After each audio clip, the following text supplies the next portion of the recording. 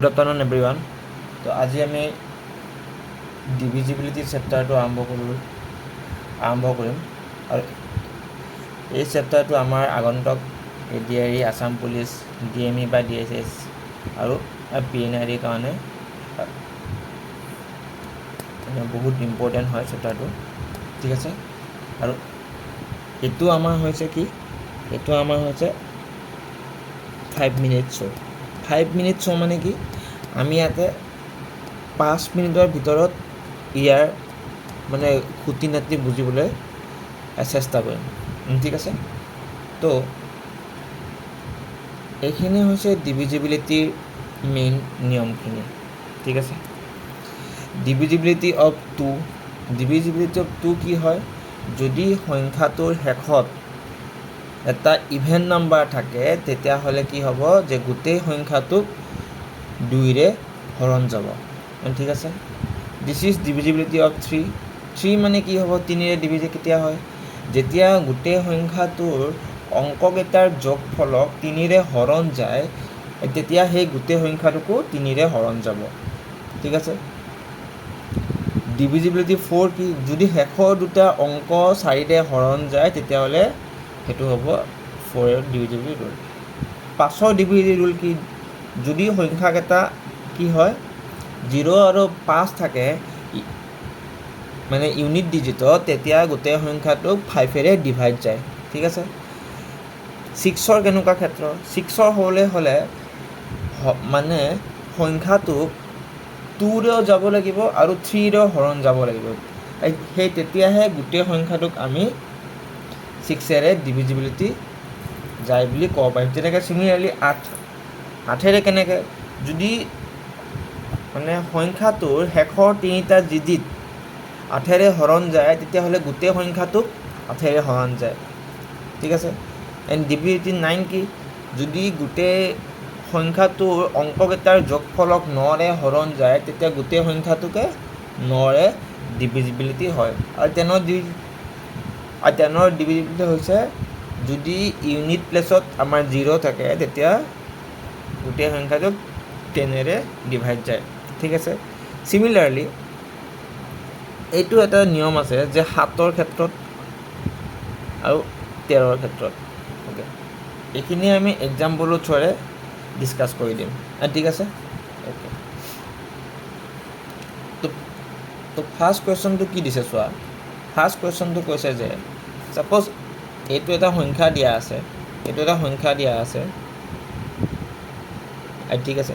তো এই সংখ্যাটো কৈছে যে ডিভিজিবিলিটি 8 হয়, 1 2 3 4 5 6 আৰু তাৰ হৈছে x আৰু y, ঠিক আছে। এই মানে গোটেই সংখ্যাটো কি কৈছে 8ৰে হৰণ যোৱা বুলি কৈছে, তেতিয়াহ'লে কৈছে যে এই x আৰু y কি হ'ব পাৰে, ঠিক আছে, অ'কে। আমি এতিয়া চাম যে কি হ'ব পাৰে x আৰু y, ঠিক আছে। এতিয়া যদি আমি x আৰু y জেগাত যদি 0 0 বহাওঁ, মানে যদি শেষত 600 হয়, 600 হ'লে আমি 8ৰে ডিভাইড যায় নে নাই চাই লওঁ, ঠিক আছে। 8ৰে 8 6 গুণ 56 মানে কিমান 56, অ'কে। তো 8ৰে যাব মানে কিমান হ'ব 0 0, ঠিক আছে। তাৰপিছত কি কৰিম, মানে 8কে আমি মানে বঢ়াই যাম, 8 16 32, ঠিক আছে। তেনেকৈ 32ৰ পিছত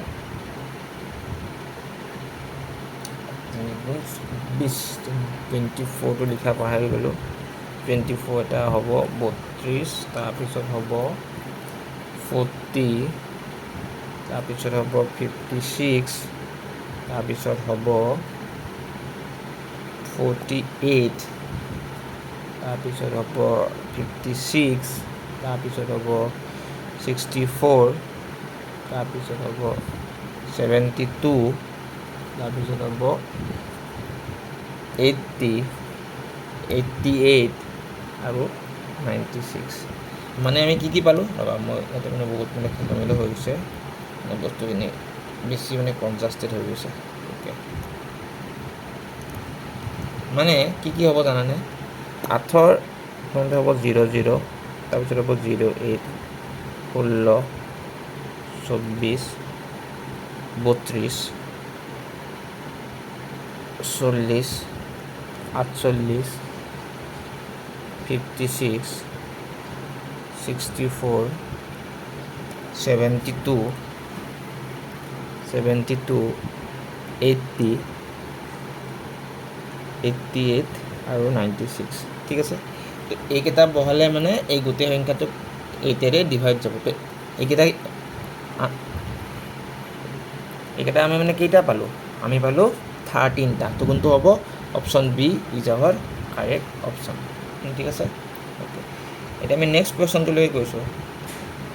নেক্সট কুৱেশ্যনটো কি, নেক্সট কুৱেশ্যনটো কৈছে যে কোনটো মানে তলত দিয়া কোনটো সংখ্যা 3ৰে ডিভাইড হয় কিন্তু 9ৰে ডিভাইড হ'ব নালাগে। ঠিক আছে, এতিয়া যদি আমি এই প্ৰথমটোকে চাওঁ 5 8 2 6 3ৰে ডিভাইড যোৱা হ'লে কি আছিলে যে গোটেই সংখ্যাকেইটা 3ৰে ডিভাইড যাব লাগিব। তো সেইটো কিমান হ'ব, 10 16 21 21। তো 21টো 3ৰে হৰণ যায় কিন্তু 9ৰে নাযাব। তো এইটো হ'ব। ঠিক আছে, ঠিক আছে, এইটো হ'ব। ঠিক তেনেদৰে এইটো হ'ব, এইটো হ'ব। ঠিক আছে, ঠিক তেনেদৰে এইটো হ'ব, এইটো হ'ব আৰু 6926। তো মানে কোনটো হ'ব, option C is our correct option. তো মই তোমালোকক এটা দেখাই দিলোঁ। তো 9ৰে কেলৈ নহয় চোৱা, 9ৰে হ'বলৈ হ'লে 5 এইটো কি আছে 5 8 2 6 চোৱা 8 2 10 10 আৰু 6 16 16 আৰু 5 21। এতিয়া 21টো 9ৰে ডিভিজিবল নহয়। তো ডেটছ ৱাই এই গোটেই সংখ্যাটোকো 9ৰে ডিভিজিবল নহয়। ঠিক আছে, অ'কে। তো আমি এতিয়া নেক্সট কুৱেশ্যনলৈ গৈছোঁ। তো সুধিছে যে এই জেগাটোত কি বহিব। ঠিক আছে, চোৱা এইটো কিমান আছে, এইটো কিমান আছে 5 7 8 7 1 6। তো এইখিনি যদি আমি যোগ কৰোঁ কিমান পাম, 14 20 25 26 মানে কিমান হ'ল 26। মানে 26ৰ লগত যদি আমি 1 এটা দিওঁ কিমান হ'ব 27। আৰু 27টো 9ৰে ডিভিজিবল হয়। তো কোনটো হ'ব, option A is our correct option. ঠিক আছে, বুজি পাইছা। এতিয়া ডিভিজিবিলিটি অফ 11 কেনেকুৱা চাবানে। 11ৰ ডিভিজিবিলিটি ৰুলটো হৈছে কি, 11ৰ ডিভিজিবিলিটি ৰুলটো হৈছে কি, যেতিয়া অল্টাৰনেট প্লেচবিলাক সামেশ্যন অফ অল্টাৰনেট প্লেচৰ যিটো মানে ডিফাৰেঞ্চ হ'ব সেইটো হ'ব 0 বা 11ৰ মানে মাল্টিপল। তো এইটো হ'লে এইটো হ'ব আৰু এইটো। তো কিমান আছে 8 10 আৰু 18 হ'ল মাইনাছ 5x + 2। তো কিমান হৈছে 7 + x। তো এক্সৰ ভেলু কিমান হ'ব লাগিব, অবভিয়াছলি 11 হ'ব লাগিব। চ' ডেট এইটো কি হ'ব 18 - 18 is 0 and which is divisible by 11. তো কোনটো হ'ব, option C is our correct option. ঠিক আছে, ঠিক আছে, বুজি পাইছা। অ'কে, এতিয়া আমি নেক্সট কুৱেশ্যনটো চাইছোঁ। অ'কে, এতিয়া যে মই তোমালোকক কৈছিলোঁ, তো এটা এই কনচেপ্ট আছিলে মানে যেতিয়া এটা সংখ্যা ছাপ'জ এ বি চি টাইপত থাকে হা, সেই সংখ্যাটো সদায় কি হয় 1001ৰে ডিভাইড হয়। আৰু 1001 মানে হৈছে 7 × 11 × 13। ঠিক আছে, তো এই গোটেইকেইটা সংখ্যা কি হ'ব 1001ৰে ডিভাইড যাব। মানে কি হয় জানানে, একচুৱেলি হয় যে এ বি চি ইনটু যদি আমি 1001 কৰোঁ তো আমি তেতিয়া কি পাওঁ যে সেই মানে সংখ্যাকেইটাৰে ৰিপিটেশ্যনটো পাওঁ। ঠিক আছে, এই কুৱেশ্যনটো আহিছিলে UPSCত। ঠিক আছে, তো আজিলৈ ইমানে, আমি নেক্সট ক্লাছত আকৌ লগ পাম এটা নতুন কনচেপ্টৰ ওচৰত। তেতিয়ালৈকে ষ্টাডি ৱেল।